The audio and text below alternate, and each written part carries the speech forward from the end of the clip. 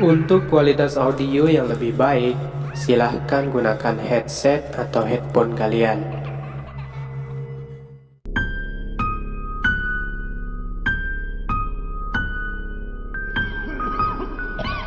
Bagi kalian yang punya cerita horor atau pengalaman menyeramkan, silahkan bisa dikirim melalui email yang ada di deskripsi.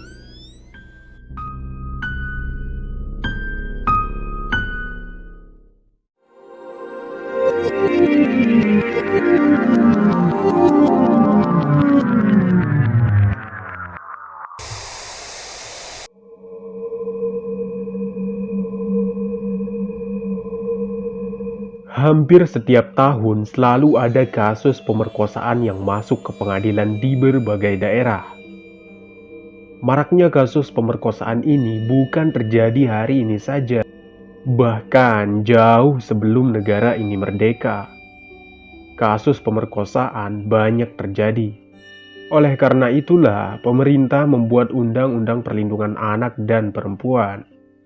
Baik, kali ini ada sebuah cerita tentang pemerkosaan yang berujung balas dendam dan kematian. Tanpa basa-basi, langsung saja kita dengarkan ceritanya.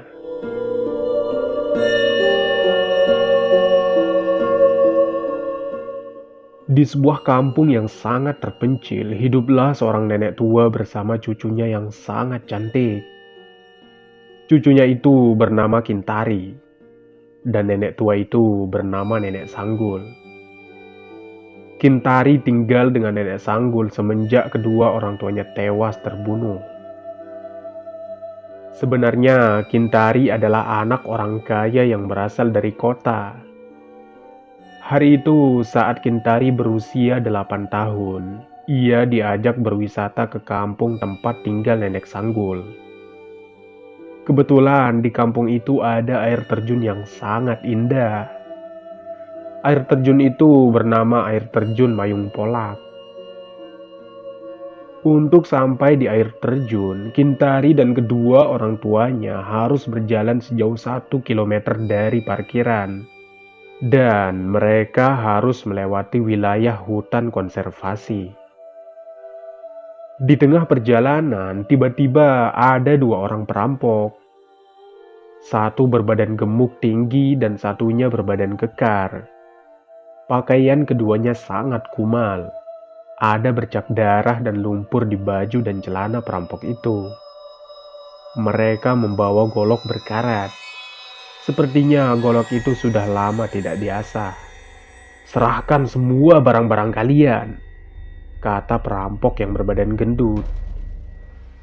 Memahami situasi yang tidak mungkin ada orang yang bisa menolongnya, ayah Kintari memerintahkan kepada istri dan anaknya untuk menyerahkan perhiasan mereka.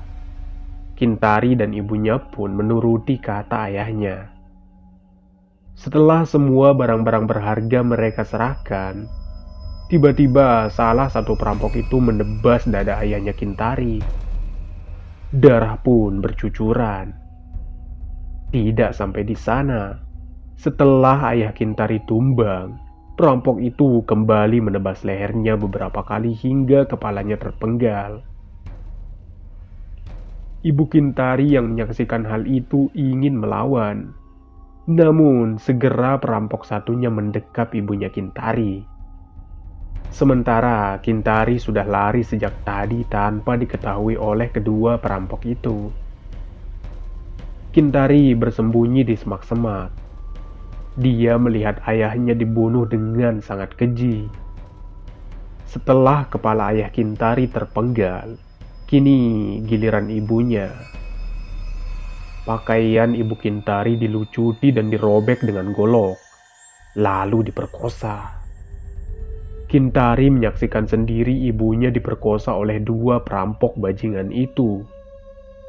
Terdengarlah suara erangan wanita itu sambil meneteskan air mata. Ia menahan rasa sakit yang sangat luar biasa. Ibu Kintari diperlakukan sangat tidak manusiawi. Setelah kedua perampok itu puas, perampok yang berbadan kekar memasukkan golok di kemaluan ibu Kintari. Wanita yang sudah lemas tak berdaya itu pun teriak hingga tewas. Sementara itu, Kintari masih bersembunyi di semak-semak. Ia terlihat sangat ketakutan. Beruntungnya, kedua perampok itu berjalan menjauh dari Kintari. Mereka membawa barang-barang hasil rampokan. Mereka tertawa sangat puas. Hingga kedua perampok itu hilang dari pandangan Kintari. Kintari yang merasa sudah aman, kini dilanda kebingungan. Apa yang harus dilakukan? Sementara kedua orang tuanya tewas. Sebenarnya Kintari ingin kembali ke parkiran. Namun ia tidak berani. Karena takutnya ia bertemu dengan perampok bajingan itu lagi. Melihat keadaan orang tuanya yang sangat mengenaskan, Kintari pun menangis sambil memeluk jasad ibunya yang telanjang. Kintari mencoba menutup tubuh mayat ibunya dengan pakaian yang sudah dirobek paksa oleh kedua perampok tadi. Tak terasa, Kintari pun tertidur dalam isak tangisnya yang mendalam. Pada keesokan harinya, Kintari dibangunkan oleh suara burung yang berkicau. Kicauan burung yang bersahutan dan suara kikikan monyet liar menyadarkan Kintari. Ketika Kintari membuka mata, ia sangat terkejut. Karena mayat kedua orang tuanya sudah tidak ada. Kintari kebingungan. Ia kembali merasakan ketakutan. Namun, di tengah ketakutan Kintari, tiba-tiba ada suara dari belakangnya. Jasad kedua orang tuamu sudah aku kuburkan. Kintari terkejut dan spontan saja dia menoleh ke belakang. Ternyata suara itu bersumber dari perempuan setengah baya. "Ibu ini siapa?" tanya Kintari kepada perempuan itu. "Perkenalkan, namaku Sanggul. Kamu bisa memanggilku Nenek Sanggul," jawab perempuan itu sambil tersenyum ramah. Lalu Nini Sanggul pun mengajak gadis itu untuk pulang ke rumahnya. Dan sejak saat itulah Kintari tinggal bersama Nenek Sanggul. Singkat cerita, kini Kintari sudah berusia 23 tahun. Kintari tumbuh menjadi gadis yang sangat cantik. Sehari-hari Kintari membantu Nenek Sanggul mencari kayu ke hutan. Setelah terkumpul, kayu-kayu itu dijual ke pasar oleh Kintari dan Nenek Sanggul. Hasil dari menjual kayu itulah mereka dapat membeli beras dan sayur-sayuran. Pada suatu hari, sepulang Kintari dan Nenek Sanggul dari pasar, mereka dicegat oleh dua orang preman. Kedua preman itu menggoda Kintari. Preman itu meminta untuk dilayani oleh Kintari. Jika tidak, Nenek Sanggul akan dibunuh oleh kedua preman itu. Nenek Sanggul menyuruh Kintari berlari. Namun Kintari tidak tega, karena selama ini Nenek Sanggullah yang telah merawatnya hingga tumbuh dewasa. Karena tidak mau melihat Nenek Sanggul mati, Kintari pun menyetujui untuk melayani kedua preman itu. Namun, Kintari meminta untuk dikasih pulang dulu, baru nanti Kintari kembali untuk melayani mereka. Tentu, kedua preman itu tak mudah percaya begitu saja. Mereka meminta untuk ikut pulang dengan Nenek Sanggul dan Kintari. Kintari pun sepakat, dan mereka melanjutkan perjalanan pulang. Sesampai mereka di gubuk Nenek Sanggul, Kintari masuk dan berusaha mencari kayu untuk menyerang kedua preman itu.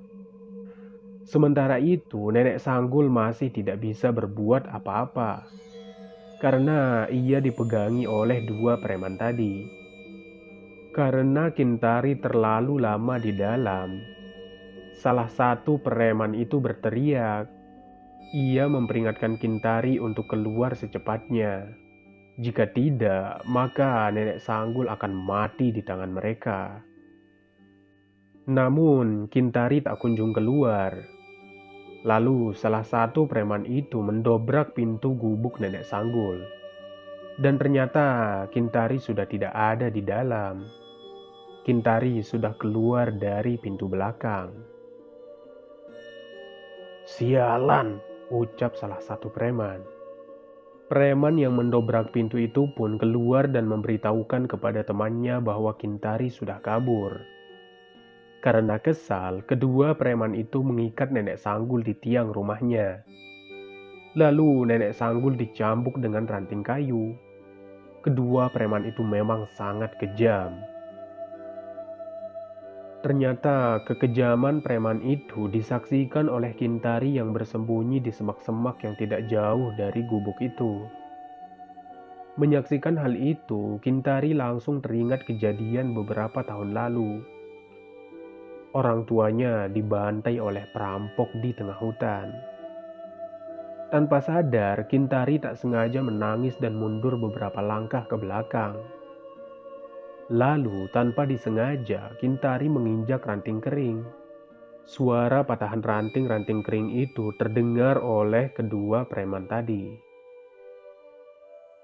Mereka pun segera melihat ke arah Kintari. Lalu, salah seorang preman itu mengejarnya. Gadis itu sudah berusaha berlari.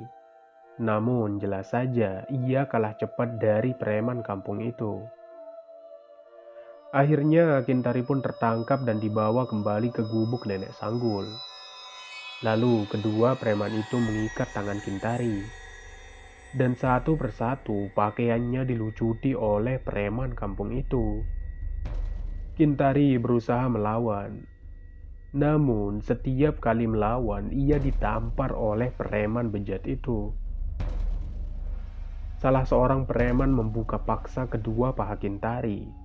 Dan preman yang satunya langsung memperkosa Kintari dengan penuh nafsu.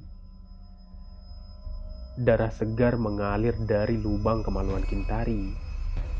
Itu adalah darah perawan. Kintari meringis kesakitan. Sementara preman itu sedikit pun tak ada rasa kasihan. Ia tidak peduli dengan rintihan Kintari. Nenek Sanggul yang menyaksikan hal itu tertunduk meneteskan air mata. Ia ingin teriak, namun mulutnya ditutup dengan kain oleh kedua preman itu. Kedua preman itu pun bergiliran menikmati tubuh Kintari. Dan setelah puas, mereka meninggalkan Kintari yang sudah lemas begitu saja. Kintari babak belur. Dengan sisa-sisa tenaganya, Kintari berusaha menutupi badannya dengan karung yang ada di dekatnya. Hingga Kintari pun pingsan karena menahan rasa sakit di kemaluannya. Singkat cerita, ketika malam hari, Kintari terbangun dan ia mulai tersadar. Ia melihat Nenek Sanggul masih terikat di tiang rumah. Ia segera bangkit lalu membuka ikatan Nenek Sanggul. Setelah terlepas, Nenek Sanggul memeluk Kintari dengan sangat erat sambil menangis. Lalu mereka pun masuk rumah dan beristirahat. Pada keesokan harinya, kedua preman kampung itu datang lagi. Kini ia bersama dua orang lainnya. Mereka memanggil Nenek Sanggul. Lalu keluarlah nenek tua itu dengan raut wajah yang sangat ketakutan. "Mana Kintari?" tanya salah seorang preman. Kintari tidak ada. Dia sedang keluar," jawab Nenek Sanggul. Namun preman itu tidak percaya. Mereka memaksa masuk ke gubuk Nenek Sanggul. Dan benar saja, Kintari ditemukan tertidur lemas di atas dipan bambu. Kintari yang masih merasakan kesakitan berusaha berdiri. "Mau apa lagi kalian?" kata Kintari membentak preman itu. Belum sempat kedua preman itu menjawab, tiba-tiba masuklah dua orang preman lainnya. Kintari semakin ketakutan, karena kedua preman baru itu sangat menyeramkan. Namun setelah Kintari memperhatikan, sepertinya dia mengenal dua orang itu. Ya, dua orang itu adalah perampok di hutan yang membunuh kedua orang tuanya. Tanpa basa-basi, para preman itu pun langsung melucuti pakaian Kintari. Tetapi baru saja preman itu memegang lengan Kintari, tiba-tiba Nenek Sanggul masuk dan berlutut pada kedua perampok hutan. Ia memohon-mohon agar cucunya Kintari tidak disakiti atau dilecehkan. Namun kedua perampok hutan dan dua preman kampung itu tidak peduli. Tanpa menjawab Nenek Sanggul, perampok hutan itu menebas leher Nenek Sanggul dengan golok berkarat. Darah pun mengucur dari bekas tebasan. Kepala Nenek Sanggul bergelinding ke arah Kintari. Kintari yang menyaksikan hal itu pun semakin ketakutan. Ia duduk menekuk lutut sambil memperbaiki pakaiannya. Ada bekas cipratan darah Nenek Sanggul yang mengenai wajah Kintari. Lalu kedua perampok hutan itu melihat ke arah Kintari dengan senyum yang penuh nafsu. Bersambung. Terima kasih sudah mendengarkan cerita ini. Tunggu kelanjutannya ya. Tetap sehat dan semoga selamat dunia akhirat.